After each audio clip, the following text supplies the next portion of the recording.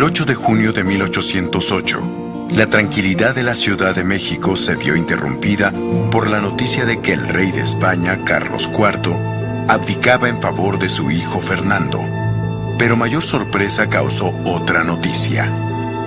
España había sido invadida por los ejércitos franceses de Napoleón, quien arrojó del trono a los Borbones y proclamó rey de España y de las Indias a su hermano José Bonaparte. La inicial sorpresa se convirtió en oportunidad política.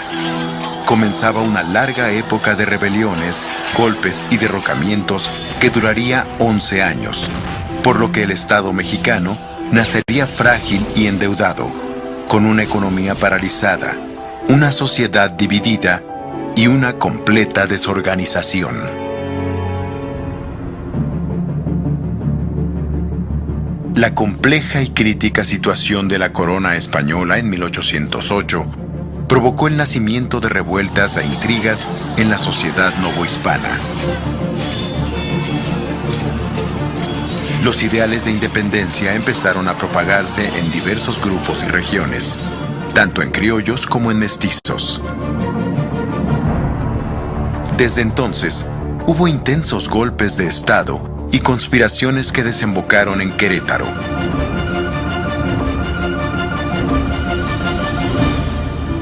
En casa de los esposos Miguel y Josefa Ortiz de Domínguez, corregidores de Querétaro, se organizaban tertulias literarias, a las que asistían los capitanes Ignacio Allende y Juan Aldama, algunos sacerdotes y comerciantes y el cura Miguel Hidalgo, hombre ilustrado y exrector del Colegio de San Nicolás de Valladolid.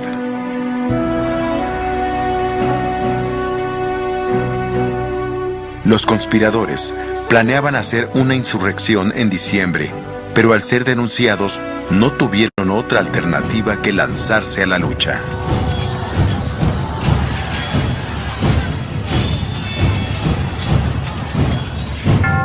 El domingo 16 de septiembre de 1810, Hidalgo llamó a misa y el pueblo de Dolores acudió. La misa se convirtió en una arenga.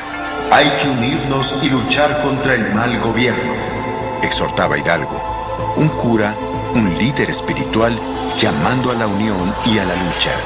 El resultado fue incendiario.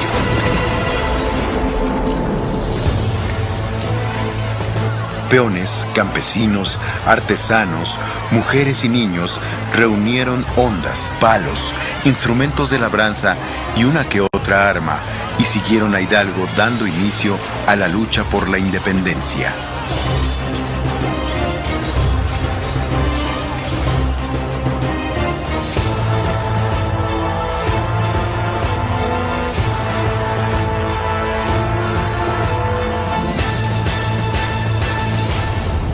Luego de tomar el pueblo de San Nicolás de El Grande, la misma noche del 16 de septiembre, este singular ejército nombró a Hidalgo generalísimo y a Allende teniente general.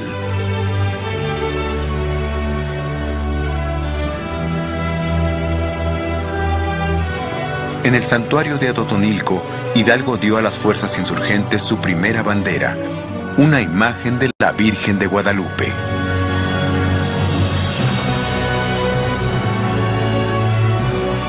Dos semanas más tarde, los insurgentes entraban a la rica ciudad de Guanajuato.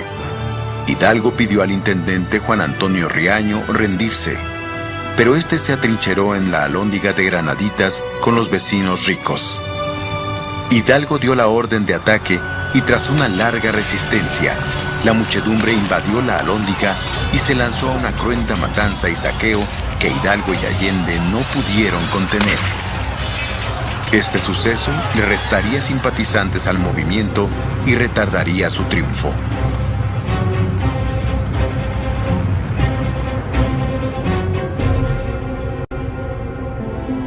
A pesar del temor que despertó la violencia, la insurrección se extendió por todo el territorio novohispano, motivando que personajes como el sacerdote José María Morelos se uniera al movimiento.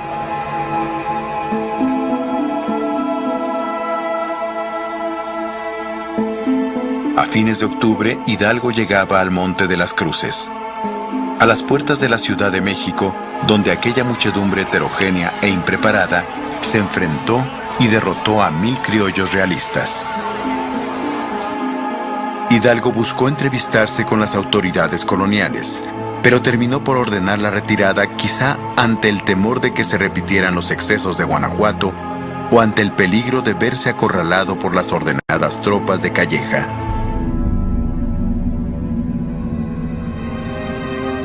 Las tropas realistas, al mando del general Félix María Calleja, siguieron a Hidalgo. El desastre se consumó el 17 de enero de 1811 en Puente de Calderón, cerca de Guadalajara, donde 5,000 realistas disciplinados derrotaron a 90,000 insurgentes. Los líderes del movimiento escaparon al norte, pero traicionados, fueron procesados en Chihuahua.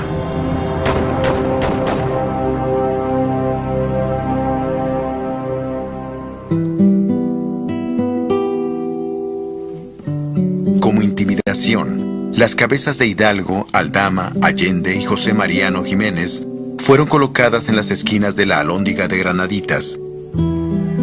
Aún así, el movimiento había herido de muerte al virreinato. A la muerte de estos líderes, surgió como caudillo el cura Morelos, antiguo arriero familiarizado con gentes y caminos, quien al mando de un ejército poco numeroso, pero disciplinado, se movía con gran talento militar. Pronto se apoderó de muchas poblaciones del sur y convocó a un congreso en Chilpancingo en septiembre de 1813, que emitió la Declaración de Independencia. Nombrado jefe, Morelos adoptó el título de siervo de la nación. Sin embargo, su fracaso militar en Valladolid precipitó su caída. En noviembre de 1815 fue condenado y tras sufrir la degradación eclesiástica fue fusilado el 22 de diciembre en San Cristóbal, Ecatepec.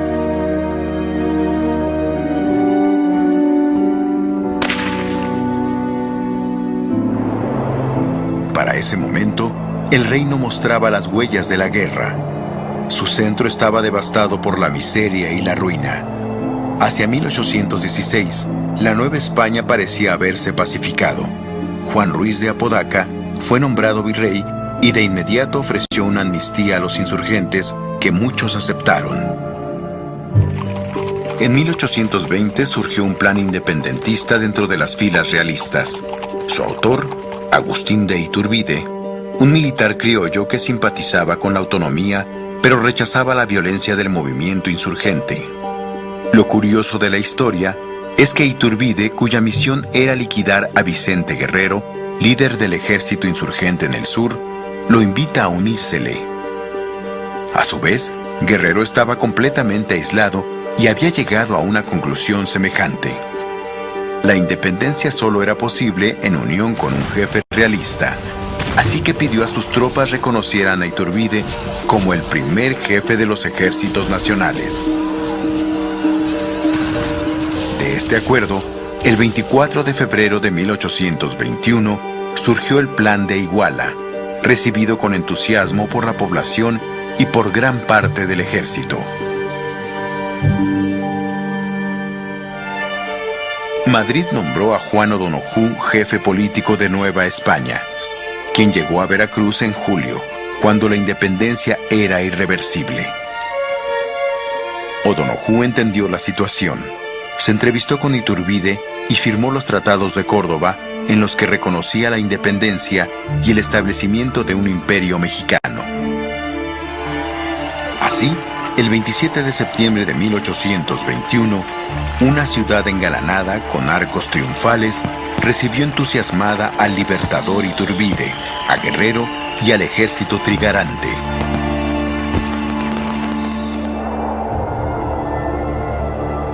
La larga lucha por la independencia provocó la desorganización de la Nueva España. Dividido, con una deuda de 45 millones de pesos y sin experiencia política, el nuevo imperio nacía sobre bases muy frágiles. Iturbide no supo enfrentar la situación y al chocar con los congresistas amenazó con la renuncia. Pero era tanta su popularidad que el rumor de su renuncia fue el mejor pretexto para que el sargento Pío Marcha se amotinase con su ejército el 18 de mayo al grito de «¡Viva Agustín I, emperador de México!». Entre el alboroto popular y el descontento de los insurgentes republicanos, Iturbide se coronó emperador el 21 de julio. Pero este experimento monárquico no duraría mucho. Ante el malestar reinante, Iturbide abdicó el 22 de febrero de 1823 y en mayo salía desterrado rumbo a Italia.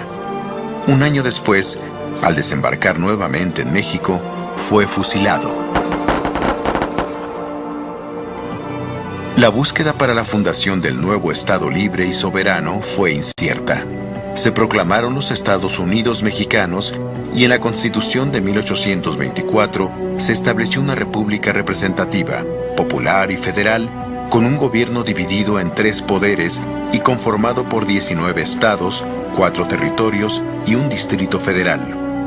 Guadalupe Victoria, otro insurgente que inició su lucha al lado de Morelos, se convirtió en el primer presidente de la República. En 1828 se llevaron a cabo las elecciones para la primera sucesión presidencial y México no superó la prueba.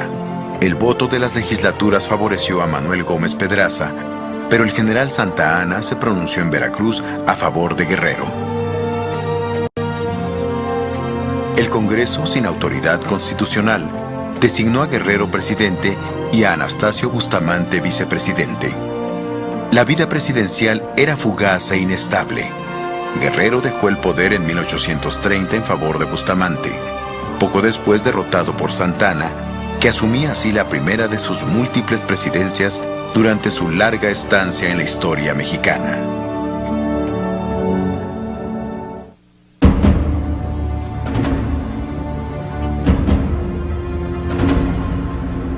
Generalmente la independencia de Texas se atribuye al centralismo, pero su pérdida estaba anunciada por la entrada sin control de colonos norteamericanos y el interés expansionista de Estados Unidos.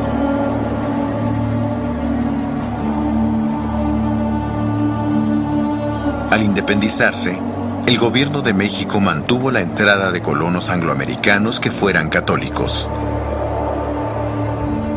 La enorme frontera, la lejanía y la falta de recursos favorecieron que una mayoría protestante y esclavista se fuera apoderando del territorio, de manera que en las colonias privaba la ilegalidad y un ánimo separatista que se multiplicó. Todas las condiciones se acomodaron para que Texas se independizara del Estado mexicano. El gobierno envió una expedición al mando del general Santa Anna para someter la rebelión tejana. Santa Anna recuperó el fuerte del Álamo, pero al mismo tiempo, Texas declaró su independencia.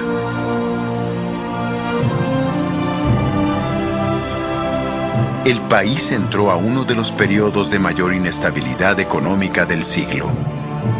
Para la década de 1840, la desigualdad entre México y Estados Unidos se había ensanchado.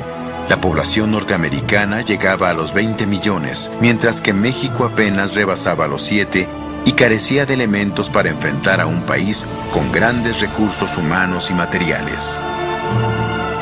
En 1845, Texas aprobó la oferta norteamericana de unirse a Estados Unidos y en 1846 este país declaró la guerra a México sin otro argumento que la conquista de nuestro territorio.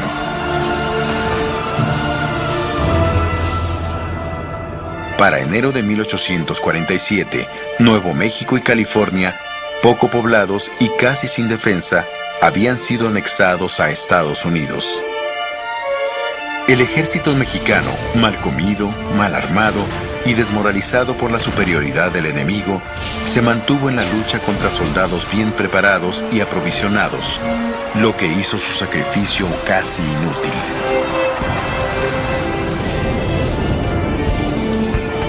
Después de 4 derrotas en el Valle de México, Santa Anna ordenó el retiro del ejército de la capital, pero entonces fue el pueblo quien defendió la ciudad ante el avance enemigo, lo que produjo un río de sangre y la declaración del estado de sitio.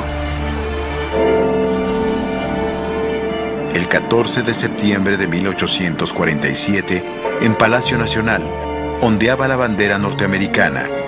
México había perdido la mitad de su territorio. Nicholas Trist, enviado por el presidente James Polk para negociar la paz, confesaría a su familia: en todas las conferencias sentí vergüenza ante la maldad de la guerra, porque fue un abuso de poder de nuestra parte. El país, disminuido en su territorio y empobrecido, se dio a la tarea de restaurar la república, pero sin poder consolidar un gobierno estable. Entonces surgió de nueva cuenta Santa Anna como el hombre fuerte que México creía necesitar. Convirtiendo la presidencia en dictadura, adoptó el título de Su Alteza Serenísima y enfrentó de nuevo el expansionismo norteamericano, que presionó hasta lograr la firma de un nuevo tratado con el cual conquistaron el territorio de la Mesilla. Los 10 millones obtenidos de ese tratado le sirvieron a Santa Anna para mantenerse en el poder, pero el costo político fue demasiado alto y su descrédito aún mayor. En 1855, derrotado por los liberales que se alzaban proclamando el Plan de Ayutla, Santa Anna deja el poder y toma el camino del exilio.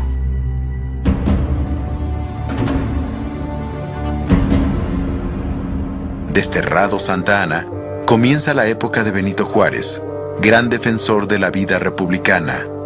Juárez llega al frente de la generación del 57, una de las generaciones más brillantes que ha dado el país.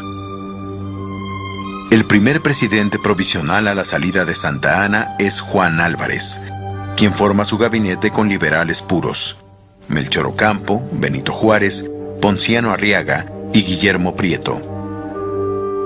Al poco tiempo, daba inicio la reforma liberal, continuando con el camino que habían trazado hombres como Gómez Farías años antes. La Constitución de 1857, tan moderna en aquel entonces como hoy, introdujo en forma sistemática los derechos del hombre: libertad de educación y de trabajo, libertad de expresión e igualdad ante la ley.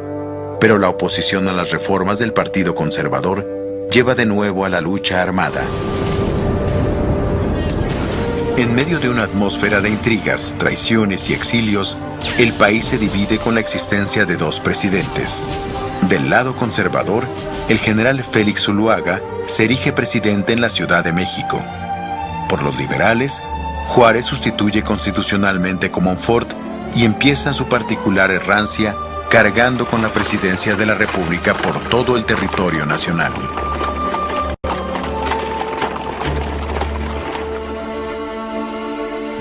Para consolidar el apoyo de los puros y de la clase empresarial, tan interesada en los bienes del clero, en 1859, Juárez y su gabinete promulgaron las leyes de reforma. Nacionalización de bienes del clero, separación de la Iglesia y del Estado, supresión de órdenes religiosas y libertad de cultos. Como no había recursos, los dos bandos comprometieron al país con acuerdos extranjeros: los liberales con Estados Unidos y los conservadores con Europa. Juárez fue sitiado en Veracruz, ciudad de raíz liberal, pero salió triunfante y fue electo presidente. Pero la paz se negaba a llegar. Los conservadores victimaron a varios líderes liberales y conspiraron desde Europa. Llegaba el tiempo del Segundo Imperio.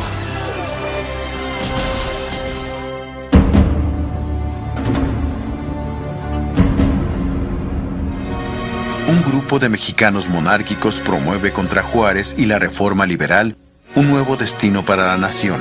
La coyuntura era favorable, pues Juárez había suspendido los pagos de la deuda externa, obligado por la escasez. Veracruz ve llegar a las flotas española, francesa e inglesa. Juárez envía a Manuel Doblado a negociar con los intervencionistas, argumentando que la suspensión es solo temporal. España e Inglaterra aceptan, pero Francia se niega e inicia su avance. Juárez autoriza la formación de guerrillas para defenderse y Puebla, al mando de Ignacio Zaragoza, se prepara para enfrentar al mejor ejército del mundo. El conde de Lorenzés, confiado en la total superioridad de su ejército, no atendió las advertencias y el 4 y 5 de mayo las tropas de Zaragoza lo derrotaron. Pero la humillación solo sirvió para que Napoleón enviara 30,000 soldados más bajo un nuevo mando. Un año después, y luego de un largo sitio, la ciudad sucumbió ante los franceses y Juárez tuvo que abandonar la capital. Fue así como llegaron en 1864 Maximiliano y Carlota a instaurar en México una monarquía europea. Paradójicamente, Maximiliano era un liberal convencido, y al poco tiempo de ser coronado, anunció que no suprimiría la tolerancia de cultos y la nacionalización de bienes de la Iglesia. Sorprendidos, muchos conservadores le retiraron su apoyo. Mientras tanto, Benito Juárez cargaba la República por el norte del país y para fines de 1865, las guerrillas republicanas, convertidas en verdaderos ejércitos, iniciaron su avance. La crisis financiera empezó a aislar al imperio. Carlota exigió el cumplimiento de los tratados europeos, pero ni Napoleón III ni el Papa atendieron sus súplicas. Maximiliano pensó abdicar, pero sus ministros se opusieron, aunque después lo abandonaron a su suerte. A principios de 1867, el rápido avance republicano dejó al imperio reducido a Puebla y Veracruz. El emperador se replegó a Querétaro, que pronto fue sitiado. Porfirio Díaz tomó entonces Puebla. Rodeado por los republicanos, Maximiliano vio su destino cumplido. Aunque el mundo pidió clemencia, Juárez no cedió, y Maximiliano fue fusilado en el Cerro de las Campanas junto a los generales conservadores Miramón y Mejía.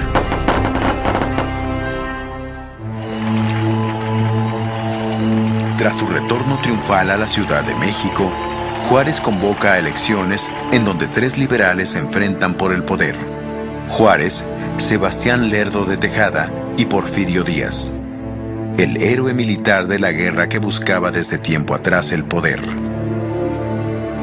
Aunque sus enemigos se multiplicaban, Juárez es elegido presidente de la República, cargo que ostentará mediante la reelección hasta su muerte en 1872.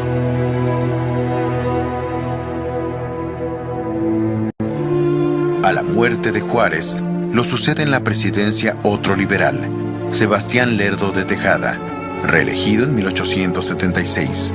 Pero Porfirio Díaz, destacado militar contra la intervención francesa, lo desconoce, lo mismo que José María Iglesias, presidente de la Suprema Corte de Justicia, que declara nulas las elecciones por fraude. Al final, el 23 de noviembre, Díaz ocupó la Ciudad de México al frente de un ejército y una semana más tarde asumía la presidencia. El hombre fuerte que México buscó desde 1821 había llegado. Después de 50 años de turbulencia política y militar, la paz y el anhelado progreso parecían por fin alcanzables. La paradoja es que Porfirio Díaz, mientras no tuvo el poder, luchó contra la reelección. A la postre, él haría de la reelección un instrumento para instaurar una dictadura